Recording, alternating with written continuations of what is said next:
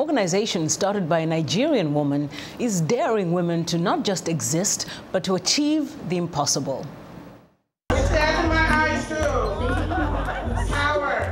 It is called WETATi, short for Women Empowered to Achieve the Impossible. Its founder and president, Margaret Dureke, a lawyer, author, and so many other things, gathered these women together to encourage them to, in her words, do something, period. She says too often, women just don't realize their capabilities. That's what is killing most of us. I don't believe that. You don't have to start small. If you believe in what you know that you can do, and you step out in faith, that's the only way God will work. WETATi is a membership-based organization that Dureke says women can benefit from because they get support and guidance on becoming empowered. Whether it's by lifestyle, or it is career-wise, or relationship, whatever it is, or to start their own business, we show them step by step how they can start, and we'll be the one to monitor them and tell them what they need to do. WETATi recently honored several women who had achieved the impossible despite great odds, declaring them WETATians. Some, like the keynote speaker, excelled in their careers and inspired others. Some battled, overcame, and now lead the fight against cancer and other illnesses.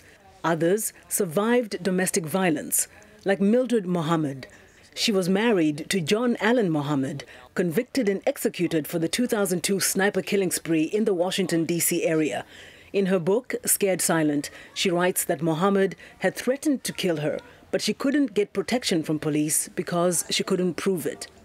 It was very important for me to come to spread the word that domestic violence doesn't have to be physical. It can also be emotional, economic, psychological, and stalking, which are all abuses that law enforcement don't come out for.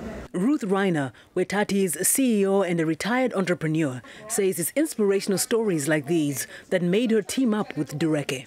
As an interfaith minister and as a nurse, I saw how women could so benefit from a program that would be broad-based, having coaching, having mentoring, having community, which I think is so important. Many of the women that attended the event, filled with inspirational testimonies, musical performances, and vendors selling goods, say they felt driven to act. Thelma is Nigerian and says she's in awe of Dureke. I love what I hear, and what I see, and their connections. It's really good for growth. I told my friend that brought me, Miss Justine, I would like to be a member, Lillicent Ogbuagu is also Nigerian and a professional dancer who performed at the event. I'm telling every woman out there, be empowered, because being empowered means being informing and being enlightened and being progressive. There were several men in the audience too.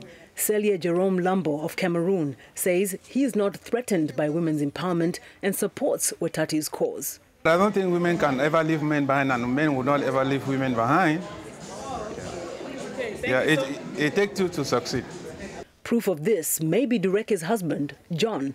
So I'm very proud. Oh, Margaret, I told Margaret is one of the wonders of the world. She's a phenomenon. That's why I call her my only game. Your only game? Yeah, my only game. When I mean my only game, because she's extraordinary. Thank you, Ndimyake, for that report.